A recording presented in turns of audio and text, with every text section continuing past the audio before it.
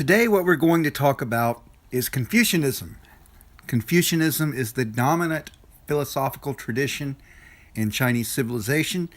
There are several other very prominent philosophical traditions we'll talk about at later points. Today, we're going to talk about Confucianism because it's not just the dominant Chinese philosophy. Historically, it's possibly the most significant, most influential political philosophy in world history. So, what is Confucianism? If you remember, earlier we talked about the warring states, how there was this climate of great violence, of destruction, and that many philosophers wanted to find a way around this period of great suffering, to end this suffering. Well, one of these great philosophers was Confucius, Master Kung. Right? The Confucius is a Latinized version of his real name, his Chinese name. This is because when Europeans learned about Confucius, they were amazed at this great philosopher. They Latinized his name, as they have done with philosophers in general over the centuries. But Confucius wanted to reorder society so that proper social relationships would be maintained and thus there would be peace. Confucius believed, and this was a revolutionary concept, one that the West would not contend with until the 19th century with the development of psychology.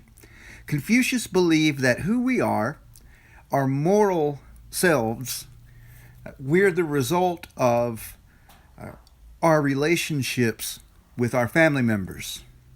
In other words, what we experience as children growing up, shaped by our parents, our relationship to our parents can determine whether we're noble or wicked. Confucius believed that humanity is inherently good, that we have this kind of seed of goodness within us, and that healthy family life draws that seed out, and we blossom as a virtuous person as a result, having our relationships in order between parents, siblings, husbands, wives, nephews, nieces, aunts, uncles, friends, neighbors, superiors, inferiors. Having these relationships in order would allow for our natural selves to emerge and great virtue would result. So we don't need, from the Confucian standpoint, a lot of repressive laws like what would have happened with the legalists. And to give an example, this famous story in which a king was gathering up his army and he was planning to go to war. Well, he had basically conscripted every young man within his kingdom to come and join the army. Well, there was a young man who didn't sign up, who didn't show up once he was drafted. He was caught. He was brought before the king, and one of the legalist ministers told the king, well, this guy here disobeyed your order, disobeyed the draft. He was a draft dodger. He refused to join your army and fight. If we don't punish him, everyone will refuse to fight, and our kingdom will unravel. Our kingdom will be destroyed totally. The king turned to a Confucian minister and said, well, what would you have me do with this young man?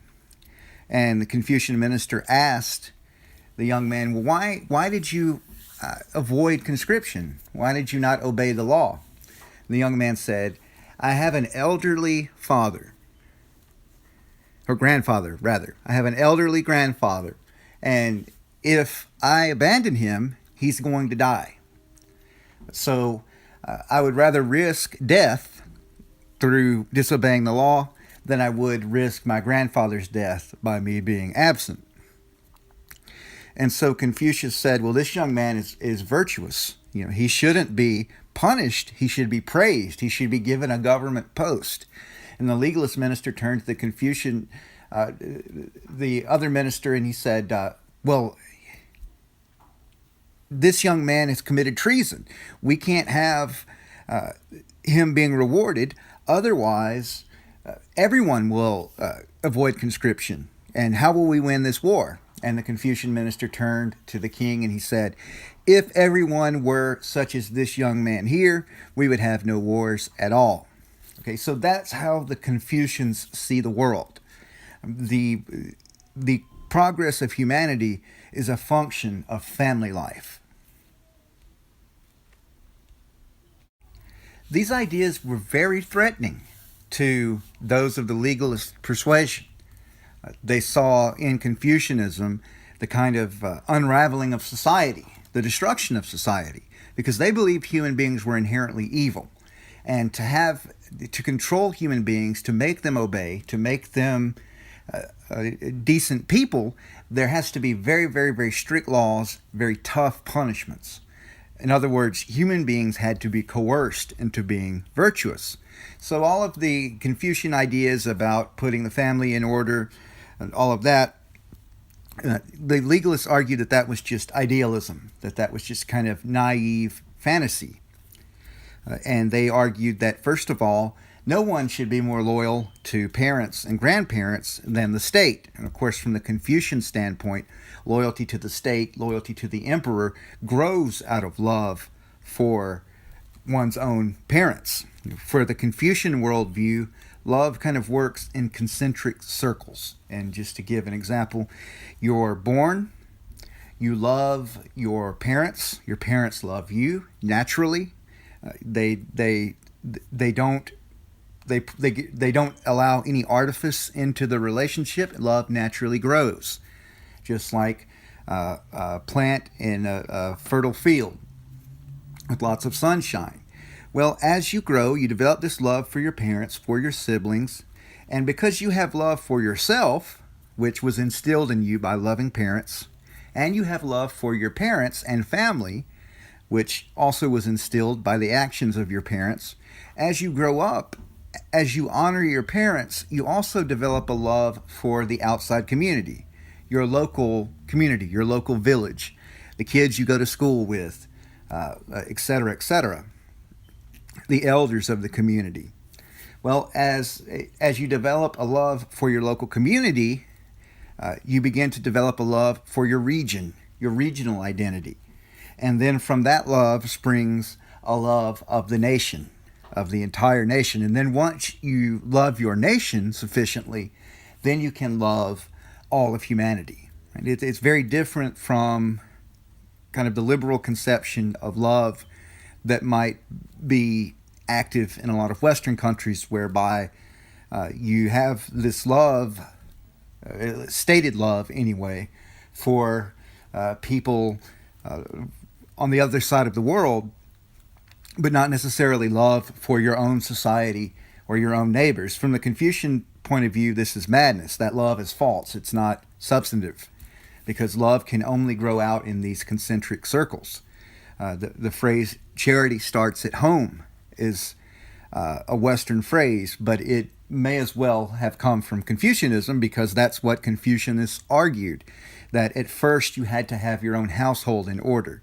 So you have your household in order, you have your local community in order, you have your nation in order, and then that puts the world in order.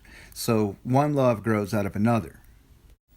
The legalists understood these ideas as being very threatening. They understood that there was a lot of appeal, especially among the educated classes, because Confucianists believed that as you become educated, you become better people.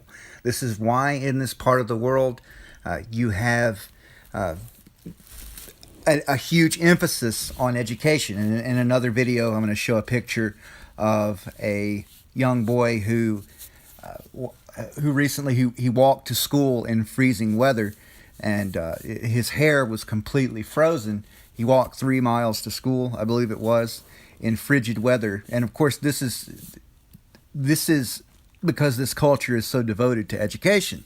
It's because Confucius believed that the act of learning automatically makes you a better person. And of course, education at the time was moralistic in character, so you have to consider that when you assess that idea. Anyway, the legalists had to come up with some means to stop Confucianism from spreading. And it's very similar to kind of Christianity in the Roman Empire. The Roman emperors persecuted the early Christians. The legalists persecuted Confucianists. They had Confucian scholars buried alive. If you were caught with the Confucian classics, the books were burned, and you were given the horrific punishment of suffocating in a grave. The legalist government outlawed any books outside of divination, agriculture, medicine, and warfare.